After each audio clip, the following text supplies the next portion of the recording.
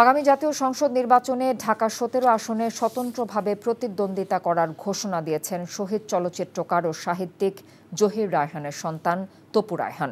সকালে জাতীয় প্রেসক্লাবে মিট দ্য প্রেস অনুষ্ঠান থেকে তিনি এই ঘোষণা দেন। সংবাদ সম্মেলন থেকে দুর্নীতিমুক্ত, দলীয়করণমুক্ত, রাজনৈতিক এজেন্ডা মুক্ত সত্যিকারের জনকল্যাণমুখী সৃজনশীল রাজনীতি শুরুর অঙ্গীকার করেন তিনি। বলেন, বিজয়ী হবার জন্য নয়, মানুষের সঙ্গে সংযোগ, তাদের সমস্যা সমাধান ও সবার অংশগ্রহণে এলাকার উন্নয়নে কাজ করতে আগ্রহী তিনি। পরাজিত হলে বিজয়ী প্রার্থীর সাথে কাজ করার প্রতিশ্রুতিও দেন তপু।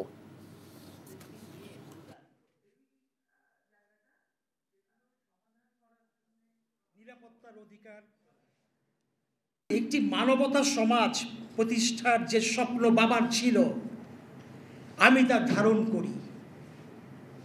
আমি অনেক ভেবেছি, আমার মনে হয়েছে কোনো রাজনৈতিক দলের সঙ্গে সংশ্লিষ্ট না হয়ে মানব কল্যাণমুখী রাজনীতি করা সম্ভব, এবং সেটা সংসদীয় গণতন্ত্রের মাধ্যমে।